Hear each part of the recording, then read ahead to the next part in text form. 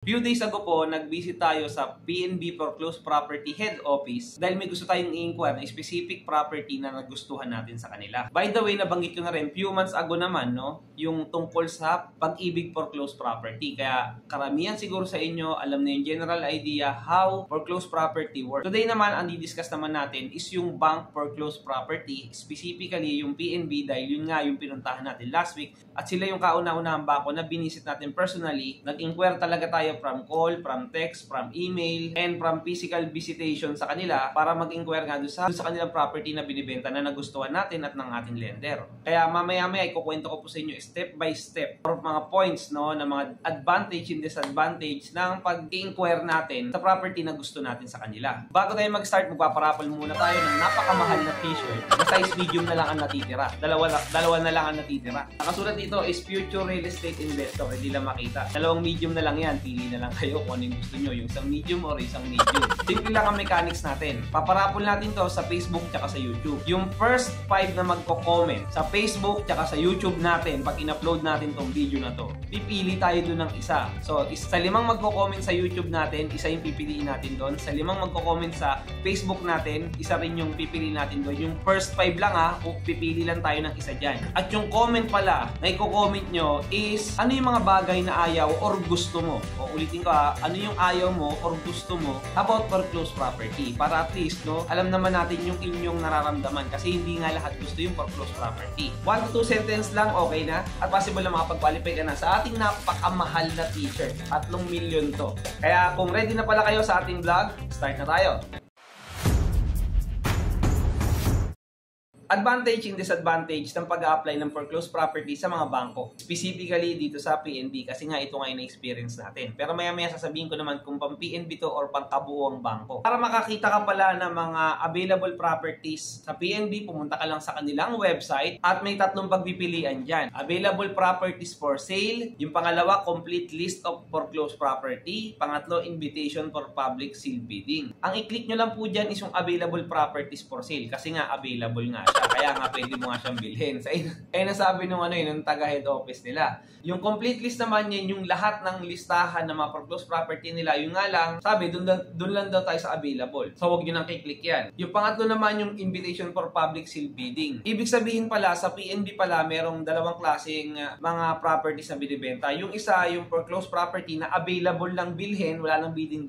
Ayun ang pagkakasabi Yung pangalawa naman, yung invitation for public seal bidding. Ito naman yung mga properties na bidding pa. Most of the properties na nandito raw sa invitation for public seal bidding, mga properties na 10 million pataas or medyo mahal talaga. Kaya wag na kayong kumulik sa dalawa na yon, yung complete list, wag na kayo doon, wag na rin sa invitation. Diretso na kayo sa available properties for sale. Number 1 advantage na nakita natin sa PNB foreclosed property is available na kaagad yung mga for sale nila. Unlike po sa Pag-ibig, alam naman natin binibidding halos lahat ng mga properties doon. Maganda to kasi wala na siyang bidding. Hindi ka na masyadong mahirapan, hindi ka na masyadong mabibitin. Pag may nagustuhan property, kung ikaw maunang pumunta doon sa head office, bumili, magbayad, mag-down payment, magpirma, papasayo yung property. Number 2 advantage, less hassle, less pila. Lagi ko sinasabi na kapag sa Pag-ibig ka kumuha, grabe, kung naalala nyo yung before na pumunta tayo, no, nag-inquire pa lang tayo, almost 1 hour and a half na yung pinila natin. What more pa, kung may problema ka doon sa property mo na kailangan gawa ng paraan talaga, baka hindi lang yung abutin na pila. Baka mas matagal pa yung pila na gagawin mo. Yung nga lang, sabi ko nga, baka na-tempo lang tayo doon sa araw nung time ng Thursday, pumunta tayo ng Pag-ibig. Unlike sa bangko, mas madali lang mag-inquire, mas madali lang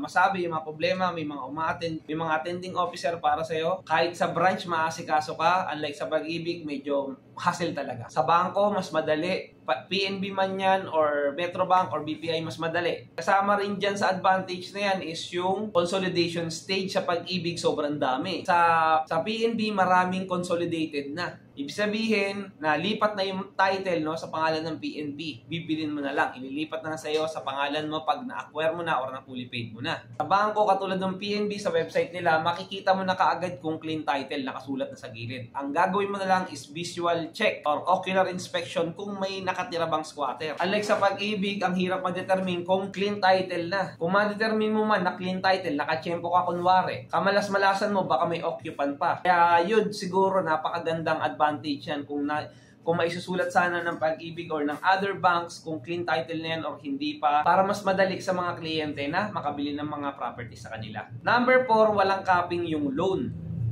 Diba, lagi na sinasabi sa Pag-ibig, even ng Pag-ibig, lagi nagde-declare, up to 6 million lang ang pwede mong i-loan kung pangkaraniwang tao ka lang. Kung isa kang mahinang nilalang. Ngayon, sabi sa Pag-ibig, pwede pa rin magpasa 6 million kung company, sabi ng customer service. Hindi ko sure about that kasi pangkaraniwang tao lang naman tayo. Hindi naman tayo pang malakasan. Kaya ayun, siguro applicable sa atin na yun nga, up to 6 million lang yung talagang pwede nating i-loan. Hindi ko lang sure dyan kung may asawa ka, baka iba sa kanya. Pero sa bangko po kasi wala talagang threshold na sinasabi. Ang sinasabi lang lagi ng bangko, as long as kaya ng sahod mo or ng iyong capacity to pay, makakapag-purchase ka sa kanila ng mga properties. Kaya napakalaking advantage, no? Kung kukuha ka sa bangko, walang limitasyon. Ang limitasyon mo lang, capacity to pay mo lang or yung proof of income mo lang. Panglimang advantage ng pagkuha ng foreclosed property sa mga bangko, hindi lang PNB, no? Pati ibang bangko, karamihan sa kanila may tinatawag silang caretakers. Ang caretakers ay mga tao na, ewan ko kung hinahire ba nila to, pero ang sabi sa akin ng bangko, mga tao to na pinatitira nila sa property nila na may kasunduang aalis yung mga tao na yon kapag nabili na yung property. So, tinatawag din ng iba to na jumper, patalon-talon sila from one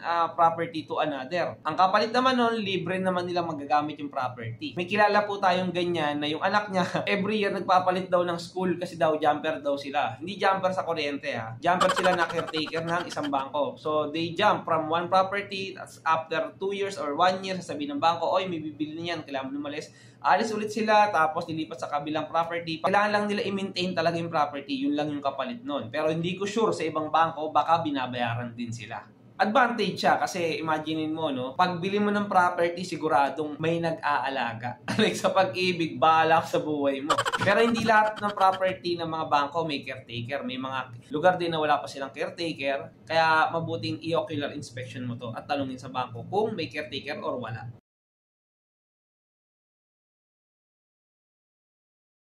Dito naman tayo sa disadvantage na mga nakita natin sa pag-a-apply ng mga foreclosed property sa bangko or dito nga sa PNB. Dito muna tayo sa difference ng presyo, no, na ina-advertise ng PNB versus sa actual. So yung property na gusto kasi natin, ang presyo niya is nagkakahalaga ng 3.1 million mahigit, may butal yun. Pero nag-email tayo sa kanila dahil hindi nga sila active sa pagre-reply, almost 5 email, isa lang yung reply nila, malabo pa yung sagot, parang mali pa yung property na isend sa atin. Kaya nag-visit tayo sa head office sila at yung 3.1 million na property na lupa lang na tinatanong natin ay hindi pala yun yung mismong presyo nun. May tinatawag silang indicative price. So ayun yung tinatawag na this price is subject to change without prior notice. From 3.1 million, ang sabi nila, ang totoong presyo daw ngayon nun, no, ngayong August 2023 is 4.7 million. Pero nakasulat sa website nila as of June 30, 2023.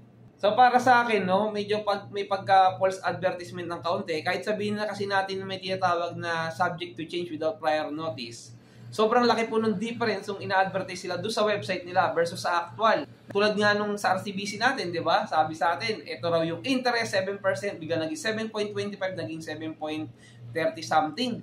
Yung mga ganung pagkakataon, okay lang kasi konti nga lang yung difference. Kaso dito sa na-experience natin sa PNB, sobrang laki po talaga nung presyo ng 3.1 tatalo ng 4.7 million actual price. Almost 53% yung in-increase. Kaya para sa akin, ang laking disappointment yung naramdaman ko nung nalaman ko yun. Imagine, no, kung may 1,000 nag-i-inquire sa PNB ngayon, tapos yung 1,000 na yan, may gustong mga property at sasabihin nyo iba yung presyo na tataasan nyo kunyari ng 53% bawat isang properties kasi yun daw yung indicative price na tinutukoy daw nila. Para sa akin, napakalaking false advertisement nun. Para sa PNB naman, no, kung may chance na ma-improve nyo sana yan, mas better kasi kahit mayaman po yung bibili sa inyo, iba po yung presyo ng sa online at sa actual, magkakaproblema po. Kung maliit lang yung difference, okay lang. Kaso kung sobrang laki katulad nun, magkakaproblema. Kinonfirm natin yan, nagtanong pa tayo ng isa pang property nila. Tignan natin isang property nila na worth 2.5 million at naging 3.7 sa actual. Almost 51% yung increase ng property price from original price sa online versus sa actual. Kaya isa na namang confirmation na sobrang laki nga talaga at ng difference, no, ng kanilang pricing sa online versus dun sa actual. Pero sa kabila ng pagkadismaya, tinaray ko pa rin i-post yan or i-present sa ating mga hard money lender lahat automatic decline. Kasi di lang naman yung lupa yung kailangan natin doon, kailangan din patayuan yan ng mga iba't ibang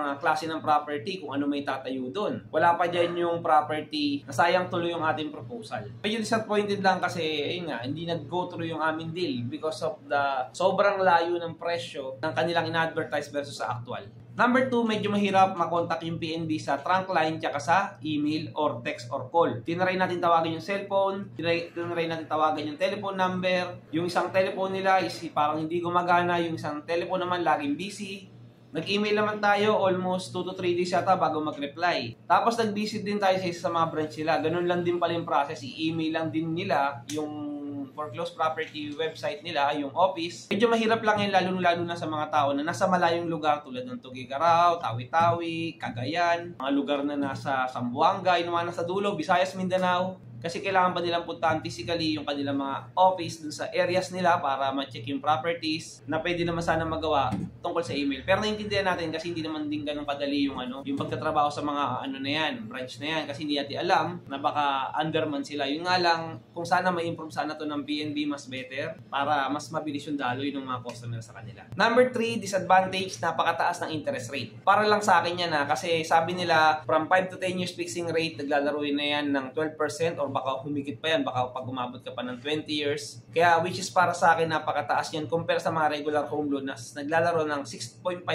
up to 7% as of now. Sa Pag-ibig po kasi nagsisimula sila ngayon ng 6.5% na yata sila. Dati kasi mayroon pang 5% something yung yung Pag-ibig, pero ngayon wala na, nasa 6.5 na yata yung start nila. At yung mga regular home loan ng bangko naglalaro yan ng 7.5% up to 8 or 9% depende sa fixing option. Dito naman sa PNB para sa akin masyadong mataas yung 12% kahit sabihin natin 10 years fixing loan yan. Unless siguro kung 20 to 25 years yan, fixing loan, pwede na siguro yan. Kaso may mga tao, para sa kanila mataas yan, lalong-lalo na kung wala silang choice na makapamili ng fixing rate niyan. Request ko lang, alam ko imposible. Pero para sa PNB, mas better po siguro para sa akin, para mas mabilis yun na ma-dispose yung mga property nyo. Mas mababa sana dyan, mas better.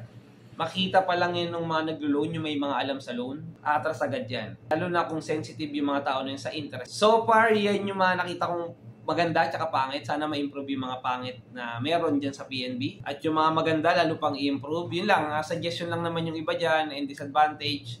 Dahil sayang lang yung ating opportunity, muntik na tayo mag-deal, mag-go through doon sa isang property nila. Na para sa akin, ang ganda ng property ng PNB na yun. At marami pang mga property sa PNB na sobrang ganda talaga. Yung nga lang, umatras na yung mga ating kausap, pinaghahanap tayo sa ibang mga properties dahil hindi nila nagustuhan yung deal na binibigay ng PNB at sa mga disadvantage na meron kaming nakita sa kanila. Yun lang. So kung ikaw mayaman ka naman tao at talagang wala kang pakialam sa pricing, go ahead sa PNB. So kung sensitive ka naman sa mga interest rate, siguro dyan muna, hanap ka muna ng iba. Or kung gusto mo talagang mas mababang interest rate, gayahin mo yung ginawa natin nung kailan, equity loan, kung may pera ka. I-cash mo sa PNB lahat, ipasok mo sa isang bangko para mag 7% to 8% ka lang per annum.